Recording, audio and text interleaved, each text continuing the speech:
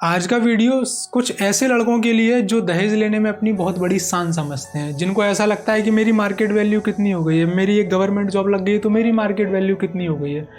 कुछ ऐसे लोगों के लिए आज का पूरा वीडियो डेडिकेटेड है।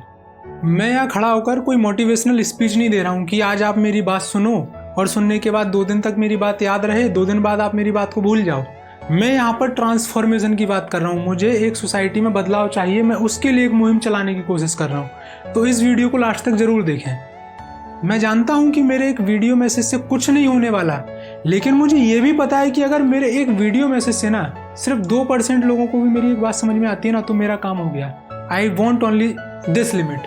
लाइफ का फंडा एकदम सिंपल होना चाहिए। मर जाओ लेकिन कभी भी सेल्फ रिस्पेक्ट के साथ कॉम्प्रोमाइज़ मत करो। कल के दिन कोई भी बंदा आपके सामने खड़ा होकर ना बोले कि देख मैंने तुझे पैसे दिए, तू मेरी चीज़ से ये कर रहा है। वो चीज़ कभी भी लाइफ में नहीं होना चाहिए। अगर आपके साथ वो चीज़ हो रही है और आप वो चीज़ कर रहे हैं तो आपकी सेल्फ रिस्पेक्ट नहीं है फिर। और अगर आपकी सेल्फ रिस्पेक्ट नहीं है तो आप तो जीने लायक भी नहीं है। आज मैं यहाँ पर कोई एजुकेशन या किसी और मुद्दे पर बात नहीं कर रहा। आज मैं यहाँ पर बात करने आया हूँ जो रिसेंटली अभी घटना हुई है आयशा खान के साथ। सभी लोग उस घटना से अच्छे से भली भांति परिचित हैं कि हुआ क्या है। जो भी ये समाज में चीज़ें हो रही हैं तो ये क्या सही है और क्या गलत हैं, आज हम सिर्फ उन्हीं पर चर्चा करेंगे और ये भी जानेंगे कि आखिर इन सब के पीछे कारण क्या है और इन सब का एक सॉल्यूशन क्या है। और ऐसी घटनाएं कब तक होते रहेंगी। आज तो चलो ठीक है, ऐसा सामने आके उसने वीडियो बना के अपना सोशल मीडिया पे डाल दिया या आउट हो गया, जो भी आप समझ लीजिए, वो चीज़ सामने आ गई। लेकिन ऐसे कई लोग हैं जो इससे परेशान हैं और सामने नहीं आ पाते, किस दबे रह जाते हैं। तो आज हम सिर्फ इन्हीं सारी चीज़ों को लेकर बात करेंगे। सबसे पहले मैं आपको एक चीज़ क्लियर कर दूं, हो सकता है मेरा ये वीडियो उनको पसंद ना आए जो व्यक्ति लालची हैं, क्योंकि ये वीडियो कुछ उन बेशर्म लोगों के लिए जो आज भी दहेज लेने में बहुत बड़ी अपनी एक शान समझते हैं। जो भी ऐसे लोग होंगे उन्हें मेरा वीडियो पसंद नहीं आएगा। हो सकता है वो मेरा वीडियो यहाँ सुनकर ही काट दें, और अगर काट देते हैं तो अच्छी बात है, नहीं काट देते हैं तो हो सकता है मेरे जो शब्द हैं उनको चुभें। तो मेरा जो वीडियो है वो एक इक्वालिटी के लिए है, एक समाज में सही राह पर समाज को कैसे लेके जा सकते हैं उसके लिए।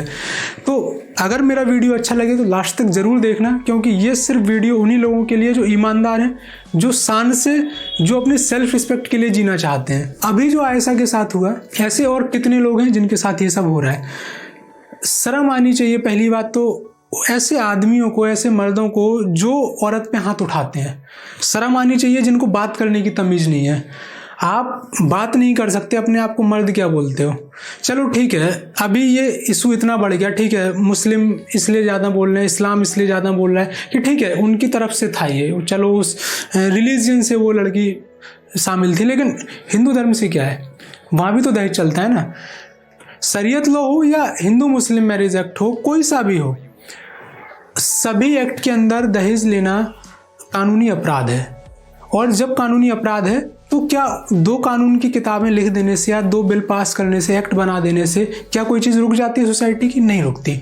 आज के टाइम भी सामने खुल्लम खुल्ला ये सारी चीज़ें चल रही हैं, आप भी देखते हैं, हम भी देखते हैं। इस मुद्दे को समझने से पहले हम थोड़ा बात करते हैं कि आज के टाइम में जो महिलाओं की ऐसी स्थिति है वो हुई कैसे है, कहीं ना कहीं इसके पीछे का कारण क्या है। तो मैं एक बहुत ब्रीफ ओवरव्यू आपको दूंगा। ब्रीफ ओवरव्यू में मैं आपको सिर्फ इतना बताऊंगा, वैदिक काल की अगर मैं बात करूँ तो वहाँ महिलाओं और पुरुषों की जो स्थिति थी वो बिल्कुल समान थी, दोनों में कोई डिफरेंस नहीं था। अगर यज्ञ में महिलाएं भाग ले रही हैं तो यज्ञ में पुरुष भी भाग लेते थे। अगर कोई ग्रंथ लिख रहा है, पुरुष लिख रहा है, तो महिलाएं भी उस ग्रंथ को लिखती थी। ये पूरी समानता वहाँ थी। लेकिन वैदिक काल के बाद जैसे ही लोहे की खोज हुई, लोहे की खोज होने के बाद थोड़ा सा डेवलपमेंट हुआ, जो प्रोडक्शन है, क्योंकि उस टाइम खेती किसानी सिर्फ ये ही सब कुछ था, आज के जैसा मोबाइल या ये सारी चीज़ें नहीं थी। जैसे ही डेवलपमेंट हुआ तो समाज में कुरीतियाँ बनाने लगे लोग। क्यों भाई, डेवलपमेंट हुआ, प्रोडक्शन बढ़ा। अब महिलाओं को भूमि में हिस्सा ना देना पड़े तो उसके लिए पहले बाल विवाह शुरू किया। बाल विवाह से क्या, महिलाओं को पता ही नहीं चल पाएगा, औरतों को पता ही नहीं चल पाएगा कि ये है क्या चीज़, हिस्सा क्या होता है, क्या नहीं होता। कुछ टाइम बाद जब अगर महिला शादी कर लेती है और उसके बाद वो अगर हस्बैंड जो है उसका एक्सपायर हो जाता है तो उसको साथ में जला दो। सती प्रथा यहीं से शुरू की गई। क्यों? क्योंकि भी अगर उसको नहीं जलाया तो फिर कहीं ना कहीं उसको खिलाना पड़ेगा, हिस्सा देना पड़ेगा। तो ये जो पूरी की पूरी कुरीतियाँ हैं कहीं ना कहीं इकोनॉमी बेस्ड थी। लोगों को आज की डेट में अंडरस्टैंडिंग नहीं है इतनी। अब वो क्या हुआ कि टाइम के साथ इकोनॉमी बढ़ती गई कुरीतियाँ भी बढ़ती गई। अब जब इकोनॉमी बढ़ेगी तो इंसान के मन में लालच आता है, लालच आएगा तो यार सीधा सा होता है कि ठीक है इसको एक काम करो, बिल्कुल यहाँ से रफा दफा करो, कुछ करने ही ना पड़े, तो फिर वो उसके लिए सॉल्यूशन ढूंढने लगते हैं। वही सारा सॉल्यूशन होते होते आज इस रिजल्ट पे हमारी सोसाइटी खड़ी हुई है कि कितना भी डेवलपमेंट हो जाए, कुछ भी हो जाए, हम आज भी पिछड़ी हुई चीज़ों के लिए ही बैठे हैं। हम आज भी यही सोचते हैं कि ठीक है अब हमारी गवर्नमेंट जॉब लग गई है, हमें इतना दहेज में मिल जाएगा। भिखमंगे हैं वो लड़के जो मांगते हैं। अगर आपकी जॉब लग गई है या नहीं भी लगी है, आप किसी भी तरीके से अगर कैपेबल हो कमाने के, आपको दहेज मांगना शोभा नहीं देता। सबसे पहली चीज़ ये, अगर आप दहेज मांगते हो तो आपकी कोई सेल्फ रिस्पेक्ट नहीं, आप तो मर्द कहलाने लायक नहीं हो। जो मांगते हैं सीना चौड़ा करके, जो ये सोचते हैं कि समाज में वो ये बोल रहे हैं कि भाई मैं दहेज मांगता हूँ, और सबसे बड़ी बात तो ये, मुझे बहुत ताज्जुब लगता है ऐसे लोगों को देख के कि लोग ये सोचते हैं कि मतलब अगर हमारे लड़के की 10 लाख की शादी हुई, भाई सोशल में मतलब एक वो बन जाता है कि 10 लाख की शादी हुई, 4 व्हीलर मिली उसको, थोड़ा बड़े लेवल पे जाते हैं, फिर वो कहते हैं हमें देखो फॉर्च्यूनर मिली शादी में, हमें 5 करोड़ रुपये कैश मिला है। इस तरीके की बातों को सोशल में, जो सोसाइटी है उसमें एक स्टेटस का दर्जा दिया गया है। तुम्हारे पास दहेज ज़्यादा आ रहा है तो तुम्हारा स्टेटस बहुत बड़ा है। स्टेटस बड़ा नहीं, बेसिकली भीख मांगने की जो एक तरीका होता है ना, वो बदल दिया है। बात वही है, आप फिर वहाँ शर्मा के नहीं मांगते, फिर आप वहाँ खुल के मांगते हो। तरीका वही, आप मांग आखिर भीख ही रहे हो। अगर आप भीख नहीं मांग रहे हैं ना, तो जो भी मेरा ये वीडियो देख रहे हैं ना, वो सिर्फ ये सोच लें कि मतलब उसकी कोई सेल्फ रिस्पेक्ट है या नहीं। अगर आप किसी से पैसा लेते हो, मैं आपको एक छोटा सा एग्जांपल देता हूँ सिर्फ, लाइफ में आप कितना भी काम करो, कुछ भी करो, जब आपका लाइफ में लास्ट मोमेंट आएगा ना, उस मोमेंट पर आप आईने के सामने खड़े हो ना, और सिर्फ ये देखना, अपनी आंखों में आंखें डाल के बोल के देखना कि क्या मैंने आज तक किसी का 1 रुपये भी खाया, या किसी ने मुझे खैरात में 1 रुपये भी दिया। अगर उस मोमेंट पे आप अपनी आंखों में आंखें डाल के ये चीज़ कह रहे हो ना, तो आपका जीवन सफल है। लेकिन अगर उस मोमेंट पर आने के बाद अगर आप ये सोच रहे हो ना कि यार मुझसे गलती हो गई, तो फिर गलती तो हो गई ना, ज़िंदगी तो हो गई आपकी ख़त्म। तो लाइफ का फंडा बिल्कुल सिंपल होना चाहिए। मैं ज़्यादा कॉम्प्लिकेटेड बातें नहीं करता, लाइफ का फंडा बिल्कुल सिंपल, मर जाना, लेकिन अपनी सेल्फ रिस्पेक्ट के साथ कभी कॉम्प्रोमाइज़ मत करना। जो भी लड़के, जो भी मर्द लोग मेरे वीडियो को देख रहे हैं, वो इस बात को समझो, self respect is more than everything. पैसा है, आपको 10 लाख मिल जाएगा ना, आप 4 दिन में उड़ा दोगे। लालच है आपका, वो कभी खत्म नहीं होगा। हो सकता है लड़की अपने घर से 5 लाख 10 लाख रुपए लेके भी आ जाए, कल के दिन आप फिर लालच करेंगे कि मुझे कुछ ये भी मिल जाए, मुझे कुछ वो भी मिल जाए। तो वो लालच मत कीजिए। अगर आप सच में सेल्फ रिस्पेक्ट है आपके अंदर, तो इस चीज़ को बिल्कुल छोड़ दीजिए। और हो सकता है, हाँ, मैं यहाँ कोई प्रवचन नहीं दे रहा हूँ, मैं यहाँ कोई मोटिवेशन नहीं दे रहा हूँ। मुझे पता है कि मेरे इस वीडियो को कई लोग पसंद नहीं करेंगे, कई लोग पसंद भी करेंगे। जो होंगे इंसान पसंद करने लायक, वो करेंगे, बिल्कुल करेंगे। लेकिन सोसाइटी में कुछ ऐसा नहीं है कि मैं एक वीडियो बनाऊँ और बहुत कुछ बदल दूँ, ये नहीं होगा। लेकिन अगर मैं अपने इस वीडियो से सिर्फ 2% लोगों को भी ना सही राह दिखा पाया ना, तो मेरा ये वीडियो बनाने का मकसद पूरा हो जाएगा।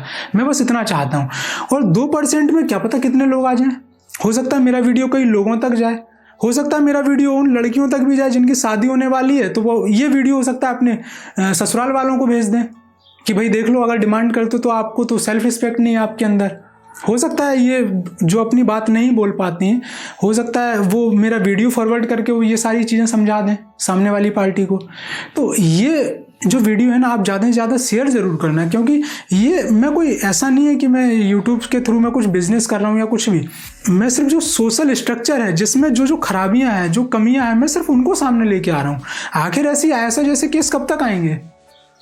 सिर्फ दहेज है ना, उसको हम एक लॉ बना के नहीं बदल सकते, हमें उसके लिए एजुकेशन देनी पड़ेगी। लेकिन अगर मैं आपको और मैं थोड़ा सा ब्रीफ में डीपली में लेके जाऊं, तो हमारे यहाँ जैसे सिस्टम शुरू होता है वो यहाँ से शुरू होता है। सबसे पहले तो जब मान के चलो लड़का लड़की वाले घर वाले आपस में मिलेंगे, देखेंगे भाई सीधी सी बात है, इंडियन कल्चर है भाई, फैमिलीज मिलती हैं, सारी चीज़ें ठीक है, सब चीज़ें अपनी अपनी जगह पे परफेक्ट हैं। मिलने के बाद फिर क्या होता है, आपस में फैमिली कहेंगे हाँ ठीक है, लड़का अच्छा है, सेटल है, ये कमाता है, वो ठीक है। फिर उसके बाद बात शुरू होती है कि देखो आपस में कि हम समाज में रहते हैं। फिर एक बात शुरू होती है कि देखो हम समाज में रहते हैं, कितने भी मॉडर्न हो जाएं, भाई सोसाइटी को तो दिखाना पड़ेगा। तो उस दिखाने के नाम पे ना खुद नहीं बोलेगा व्यक्ति कि मैं लालची हूँ, वो थोड़ा दिखाएगा कि देखो हमारा भी एक सोशल स्टेटस है। तो भाई अगर आपका सोशल स्टेटस है तो क्या भिखमंगे हैं आपके सोशल स्टेटस में कि वो दूसरे की तरफ देखते हैं कि इसको कितना मिला, इसको कितना मिला? अगर भिखमंगे हैं तो छोड़ दो ना ऐसों को, क्या का सोशल स्टेटस? भिखमंगों का कोई स्टेटस होता है? नहीं होता ना। लेकिन आप दिखा रहे हो उस चीज़ को इस तरीके से कि हमारा सोशल स्टेटस है, और रियलिटी में तो आप भीख ही मांग रहे हो सामने वाली पार्टी से, बस वो इनडायरेक्टली है। क्यों? क्योंकि भाई हमारा लड़का ये करता है। और दूसरी बात, वो लड़का इतना बड़ा मतलब बेवकूफ़ आदमी, उसको इतनी शर्म नहीं आती कि उसकी भी कोई सेल्फ रिस्पेक्ट है। कल के दिन अगर उसको 4 व्हीलर मिल गई, अगर मैं अपनी एग्जांपल दूं, मुझे कोई 4 व्हीलर मिली है और मैं जा रहा हूँ, मुझसे कोई भी बोल दे, मान के चलो जो लड़की है उसके घर वालों में से कोई भी बोल दे कि किस बात का घमंड है, मेरा कोई दोस्त बोल दे कि किस बात का घमंड है भाई, ये गाड़ी जो है तेरे को दहेज में मिली है, तेरी क्या औकात खरीदने की? भाई अगर कोई इतनी बड़ी बात बोल दे तो उस टाइम तो शर्म से डूब के मर जाएगा आदमी। लेकिन फिर भी मतलब दहेज ले कैसे लेते हैं लोग, मुझे ये चीज़ समझ में नहीं आती। ना आगे सोचते ना पीछे, बड़े खुश होते हैं हमें दहेज में देखो ये मिल रहा है, वो मिल रहा है, कार, टीवी। फिर आखिर वो भीखी है, एक जो लड़की का बाप है वो दे रहा है तुम्हें खैरात में। और अगर तुम उस लड़की से शादी करो ना तो सिर्फ उससे करो, आपको ये मतलब नहीं होना चाहिए कि उसका बाप हमें क्या दे रहा है, उसकी माँ हमें क्या दे रही है। इन चीज़ों से तो मतलब ही नहीं होना चाहिए।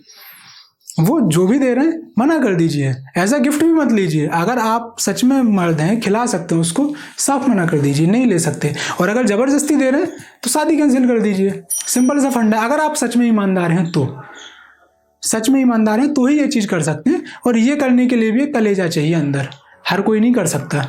क्योंकि अगर मैं वुमेन की बात करूं, मैं महिलाओं की, लड़कियों की बात करूं, तो यहाँ से एक चीज़ समझ में आती है। जैसे जब स्कूल से शुरुआत करते हैं लाइफ की, स्कूल जाते हैं, आप कभी भी देखना स्कूल में हमेशा जो गर्ल्स की जो स्टूडेंट्स की जो पॉपुलेशन होती है, संख्या होती है, हमेशा बॉयज़ से कम होती है। तो पहले से ही उनको एजुकेशन नहीं दी जा रही है। मैं सॉल्यूशन की आपसे बात कर रहा हूँ यहाँ।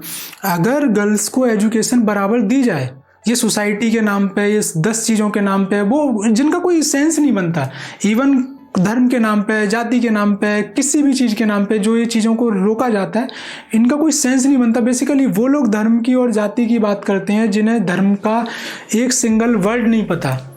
मैं इस चैनल पर आपको काफ़ी सारी चीज़ें बताऊंगा इन सारी चीज़ों से रिलेटेड। लेकिन ये जो चीज़ें समाज में चलती हैं, कहीं ना एक बुराई पीछे लेके चलती हैं, उस बुराई को ढकने के लिए इन सारी चीज़ों का सहारा लेती हैं। सिर्फ इतना सा फंडा है। अब इसको हम दूर कैसे करेंगे भाई? ऐसा जैसे केस चलो आज एक सामने आया है, ऐसे कई केस हैं जो सामने नहीं आते। हम इनको दूर कैसे कर सकते हैं? ये सिर्फ गर्ल्स के लिए। अगर आपसे कोई दहेज की डिमांड करता है, पहली चीज़, आप वो डिमांड अगर कोई करता है, आप मत कीजिए शादी। कोई ना कोई ऐसा होगा जो दहेज की डिमांड नहीं करेगा, वहाँ कीजिए। क्योंकि देखिए लालची आदमी जो होता है ना, उसका लालच कभी ख़त्म नहीं होता। आज आपसे मांगेगा, हो सकता है कम मांगे, शादी के बाद फिर उसका लालच बढ़े। लालची आदमी हमेशा लालच करेगा, जो लालची नहीं होगा उसे कोई फर्क नहीं पड़ेगा। दूसरी चीज़, आप लोग काबिल बनिए। देखिए मैं ये नहीं कह रहा हूँ कि सिर्फ एजुकेशन ही सब कुछ होती है। एजुकेशन सिर्फ इंसान को एक इंसान जैसा बनाती है, आपको जानवर नहीं रहने देती एजुकेशन। मुझे पता है, देखिए पढ़ाई हर कोई नहीं कर सकता, मैं पढ़ाई की बात ही नहीं कर रहा हूँ यहाँ। आप बस थोड़ी सी नॉलेज लीजिए। अगर आपके पास कोई स्किल है, आप अपनी स्किल परफेक्ट कीजिए। अगर आपको पढ़ने में अच्छा लगता है, आप पढ़ाई कीजिए। अगर आपको कुछ कढ़ाई बुनाई अच्छी लगती है, आप वो कीजिए। या आपको कुछ भी अच्छा लगता है XYZ, आप वो चीज़ कीजिए। अगर आपके पास स्किल होगी ना, तो आप अपने स्किल में महारत हासिल करके अपना कुछ भी शुरू कर सकते हैं। इवन आपकी खुद की इनकम सोर्स होगी, आपकी खुद की इकोनॉमी होगी। आप किसी भी अरे गहरे के साथ नहीं बनेंगे, पहली चीज़ तो ये। कई बार क्या होता है, कई लड़कियां ऐसी होती हैं जो सोचती नहीं है ज़्यादा, उनका सीधा सा फंडा रहता है, हमें क्या सोचना है, सामने वाला हमें तो घर वाले ढूंढ देंगे, कर लेंगे। ये सोच ही आपको गड्ढे में लेके जाती है। क्योंकि आप बैसाखी का सहारा ले रहे हो, आपको लाइफ मिली है ना एक बार, आप खुद कुछ कीजिए, कुछ भी कीजिए, छोटा कीजिए, बड़ा कीजिए। लेकिन अगर आपको कुछ अच्छा लग रहा है, आपको पता है कि मुझे ये चीज़ करना अच्छा लगता है, मुझे मतलब कई लोग, मैं ये नहीं कह रहा हूँ पढ़ाई लिखाई, अगर आपको कॉमेडी करना अच्छा लगता है, आपको कुछ भी करना अच्छा लगता है, आप वो कीजिए, कॉमेडी कीजिए, यूट्यूब पे चैनल बनाइए, कीजिए कॉमेडी। कई वे हैं अर्न करने के, कई वे हैं फेमस होने के। आप कुछ भी कर सकते हो अर्न करने के लिए, अपनी डेली इनकम अर्न करने के लिए। आपको किसी के ऊपर डिपेंड होने की ज़रूरत नहीं है। और जिस दिन आपकी डिपेंडेंसी ख़त्म हो जाएगी ना, अगर आपके पास कोई दहेज वाली डिमांड का रिश्ता आएगा ना, आप अपने मुंह से खुद मना कर दोगे। आप उस कैपेसिटी में होंगे, क्योंकि अभी आप मना इसलिए नहीं कर सकते, आप मजबूर हैं क्योंकि आप खुद स्किल्ड नहीं है। ये रातों रात नहीं बदलेगा, ये चीज़ रातों रात नहीं बदल सकती। और जब स्किल्ड नहीं है आप, तो कैसे आप किसी को मना कर देंगे? क्योंकि लाइफ का सिंपल सा एक फंडा होता है, prosperity can not survive with weakness. Simple सी लाइन है, अगर आपको प्रॉस्पेरिटी चाहिए, आपको खुश रहना है, तो आपको वीकनेस से दूर रहना पड़ेगा। अगर आप वीक हैं तो आप कुछ ले जाओगे, फिर चाहे दहेज के नाम पे कुछ ले जाओ या किसी और बहाने से कुछ ले जाओ, लेकिन आप कुछ ले ज़रूर जाओगे। और ये लाइफ का बहुत कड़वा फंडा है, जो वीक होता है वो कुचला जाता है। मैं यहाँ खड़े होकर इसलिए बोल रहा हूँ, मैं झूठ नहीं बोल रहा हूँ। बेसिकली पॉलिटिक्स से लगा के आप एक नॉर्मल लाइफ तक आप देख लीजिए, भिखारी की कोई इज्जत नहीं होती। कोई पॉलिटिशियन हो, अगर उसको हिचकी भी आ जाए तो न्यूज़ में खबर आ जाती है। सिंपल सा फंडा ही है। तो लाइफ में कभी भी दबे कुचले होके मत रहो। हमेशा जो भी चीज़ें सामने आ रही है ना, उनको एक्सेप्ट करो, सीखो, नया करो। खुद अर्न करोगे ना आप, एक नया कल्चर बनाइए। जो अभी कल्चर चल रहा है ना सोसाइटी में, वो पैट्रियार्कल माइंडसेट वाला कल्चर चल रहा है। पैट्रियार्कल माइंडसेट में क्या होता है, फादर जो होते हैं मतलब वो सबसे आगे रहेंगे। ठीक है, रहना चाहिए, ओके, कोई बात नहीं। लेकिन आज का जो टाइम है वो कंधे से कंधा मिलाकर चलने वाला है, कोई कम या कोई ज़्यादा नहीं होता। जो पहले का टाइम था, ठीक है, वहाँ मानते थे कि फिजिकल स्ट्रेंथ जरूरी थी। आज के टाइम में फिजिकल स्ट्रेंथ जरूरी नहीं है। काम करने के लिए मशीनरीज हैं, कंप्यूटर हैं, आपको ब्रेन फंक्शन करना है अपना। इस पूरे दिमाग को जब आप चलाएंगे ना, तो इससे सारी की सारी चीज़ें होंगी। आपको फिजिकल स्ट्रेंथ की भी ज़रूरत नहीं है, बस माइंड को फोकस में रखिए। जब कंधे से कंधा लगा के आप चलेंगे ना, तो आपको खुद सोशल स्टेटस अपने आप मिल जाएगा। आप अभी जो इंसान होता है ना, वो अपनी खुद की हालत का जिम्मेदार कई बार खुद होता है। उसको मौका होता है कुछ करने का, लेकिन वो नहीं करता। इसीलिए जो भी चीज़ें हैं उनको टैकल कीजिए। आप नया कल्चर चलाइए, कल्चर ऐसा चलाइए, अगर आप काबिल हैं, कोई भी आपसे दहेज मांगता है, सिंपल मना कर दीजिए, नहीं कर सकते। सामने वाला होगा आपसे तो कोई भी कर लेगा भाई, आप सेटल हैं, कोई भी कर लेगा। लेकिन जो भिखमंगे लोग हैं ना, उनसे कोई नहीं करेगा। फिर ये आपको कल्चर चलाना पड़ेगा। और ये सारी जो चीज़ें ना ज़्यादा से ज़्यादा लोगों तक पहुँचे, इसलिए मैं ट्विटर पर एक ट्रेंड भी चलाऊंगा अभी, #NoAisaAgain। जो भी मेरा सपोर्ट करेंगे ना, वो ट्विटर पे ट्वीट जरूर करेंगे #NoAisaAgain लिखकर, और सपोर्ट करेंगे। और इस वीडियो को ज़्यादा से ज़्यादा लोगों तक शेयर जरूर करें, कि हो सकता है किसी की आंखें खुलें। कई बार क्या होता है कि जो अपना मैसेज है वो लोगों तक जाता ही नहीं है। जब जाएगा नहीं तो लोग पता कैसे चलेगा, कुछ नहीं पता चलेगा किसी को। और जो ऐसे लोग मिलते हैं ना कि ठीक है हमको इतना चाहिए या इतने से तो करनी पड़ेगी सोशल स्टेटस, ठीक है भाई, हर कोई अपने हिसाब से शादियाँ करता है, नो डाउट। लेकिन अगर कोई स्पेसिफिक डिमांड है, मना कर दीजिए, कोई दिक्कत नहीं है। कोई भी होगा, मिलेगा ज़रूर। ऐसा नहीं कि सिर्फ एक ही इंसान आपकी लाइफ में लिखा हो या सिर्फ वही लिख दिया हो। क्योंकि देखिए होता क्या है कि माँ बाप भी सोचते हैं, कई बार माँ बाप भी फोर्स करते हैं। देखिए कम कोई नहीं है, सोसाइटी के नियम है, फिर वो कहेंगे कि हमारी बेटी है, शादी कराना है, भी करवा दीजिए। आप किसी लालची आदमी को एक बार पैसे देते हैं, पहली बात तो दहेज लेना देना दोनों तरीके से जुर्म है। अगर आप दे भी देते हैं तो आपने एक बार दे दिया, देने के बाद क्या होता है ना कि ठीक है, सामने वाली पार्टी आप खुश है।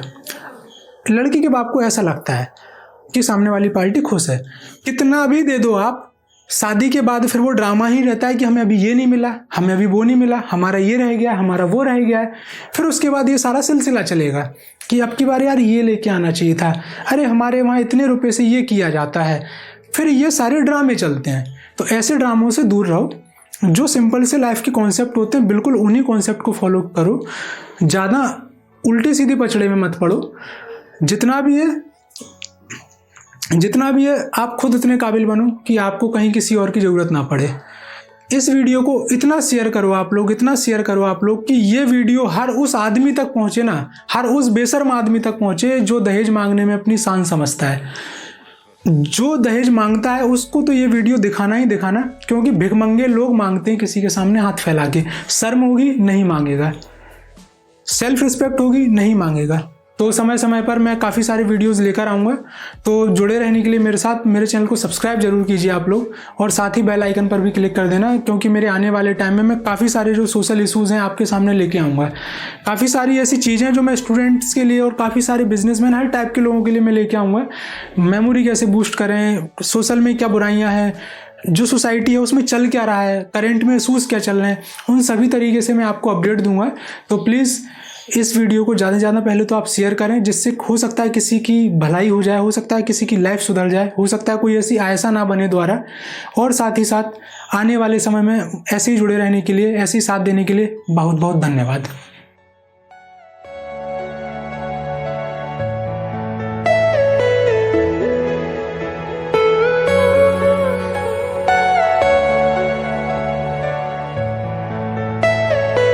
Are you all my personal